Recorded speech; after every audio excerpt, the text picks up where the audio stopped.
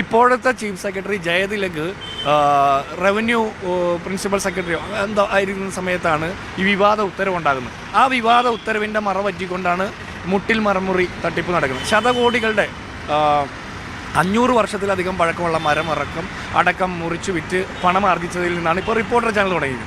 സംസ്ഥാന സർക്കാരിന് വേണ്ടിയിട്ട് PRD വകുപ്പിൻ്റെ സെമിനാറിൽ പങ്കെടുത്ത് ക്ലാസ് എടുത്തു കൊടുത്ത് റിപ്പോർട്ടർ ചാനലിലെ ഒരു മാധ്യമ പ്രവർത്തകനാണ്.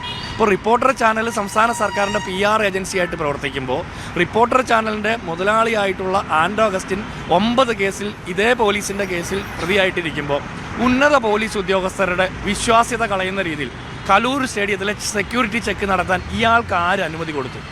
GCDAക്ക് വന്ന നഷ്ടത്തിന് ഉത്തരവാദി ആരാണ്?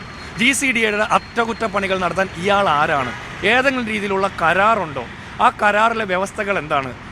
എങ്കിൽ ആ കരാറ് വ്യവസ്ഥകളൊക്കെ പൊതുസമൂഹത്തിൻ്റെ മുമ്പിൽ വെളിവാക്കാൻ GCDAയും സംസ്ഥാന കായിക വകുപ്പും തയ്യാറാകുമോ? ഈ ചോദ്യങ്ങൾ അവശേഷിക്കുകയാണ്.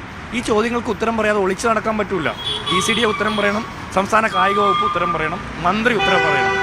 കാരണം നമ്മൾ നികുതി കൊടുക്കുന്ന ആൻഡ്രോ അഗസ്റ്റിൻ അല്ല.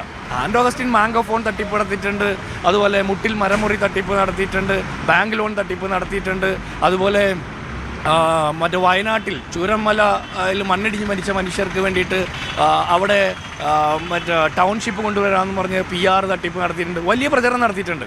ചാനലിൻ്റെ റേറ്റിംഗ് കൂട്ടാൻ വേണ്ടിയിട്ട് പലതരത്തിലുള്ള തട്ടിപ്പും നടത്തുന്നുണ്ട്. അതൊക്കെ അയാളുടെ ബിസിനസ് താല്പര്യങ്ങളും അതൊക്കെയാണ്. അത് നിയമത്തിൻ്റെ നീതിയുടെയും പരിധിയിൽ പരിശോധിക്കപ്പെടേണ്ട കാര്യം. പക്ഷേ അതിനപ്പുറത്ത് നമ്മുടെ ചോദ്യങ്ങൾക്ക് ഉത്തരം പറയേണ്ടത് ആൻഡ്രോ അഗസ്റ്റിനല്ല, ഞാൻ നികുതി കൊടുക്കുന്ന ആൻഡ്രോ അഗസ്റ്റിനല്ല. എൻ്റെ ചോദ്യങ്ങൾക്ക് ഉത്തരം പറയേണ്ടത് അർജൻറ്റീന ഫുട്ബോൾ ടീമിൻ്റെ ആരാധകൻ എന്നുള്ള നിലയ്ക്ക്, മെസ്സി ആരാധകൻ എന്നുള്ള നിലയ്ക്ക് എന്നെപ്പോലുള്ള ലക്ഷക്കണക്കിന് കേരളത്തിലെ അർജൻറ്റീന ഫുട്ബോൾ ക്ലബിൻ്റെ ആരാധകരായിട്ടുള്ള, ഫുട്ബോൾ ടീമിൻ്റെ ആരാധകരായിട്ടുള്ള, മെസ്സി ആരാധകരായിട്ടുള്ള കായിക പ്രേമികളെ വിശ്വാസവഞ്ചന നടത്തി വഞ്ചിച്ച, അവരുടെ പ്രതീക്ഷയ്ക്ക് മങ്ങലേൽപ്പിച്ച ഈ സംസ്ഥാന സർക്കാർ ഉത്തരം പറയണം. ഈ ഉത്തരങ്ങൾ പറയാതെ നിൻ്റെ ചോദ്യങ്ങൾക്ക് ഉത്തരം പറയലല്ല എൻ്റെ പണി എന്ന് പറഞ്ഞാൽ ആ മന്ത്രിയെ ചുമക്കലല്ല നമ്മുടെയും പണി. യാതൊരു വിശ്വാസ്യതയും ഇല്ലാത്ത ഇത്തരത്തിലുള്ള തട്ടിപ്പുകാരുടെയും വനം കൊള്ളക്കാരുടെയും മറുപടിയിലല്ല നമുക്ക് ഉത്തരം കിട്ടേണ്ടത്. നമുക്ക് ഉത്തരം കിട്ടേണ്ടത് കായിക വകുപ്പിൻ്റെയും GCDAയുടെയും ഭാഗത്തുനിന്ന്. GCDAയിൽ പാതി വഴിയിൽ അവസാനിപ്പിച്ച ആ നിർമ്മാണ പ്രവർത്തനങ്ങൾ ആര് തുടർന്ന് നടത്തും?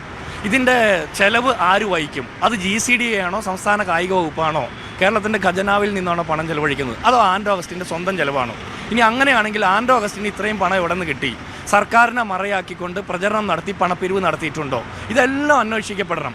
അപ്പോൾ ഇപ്പോൾ GCDAയുടെ പ്രദേശത്ത് നടത്തുന്ന ഈ അറ്റകുറ്റപ്പണികൾ മൂലം പൊതുസമൂഹത്തിനുണ്ടാകുന്ന നഷ്ടങ്ങൾ, അസൗകര്യങ്ങൾ ഇതെല്ലാം പരിശോധിക്കപ്പെടണമല്ലോ.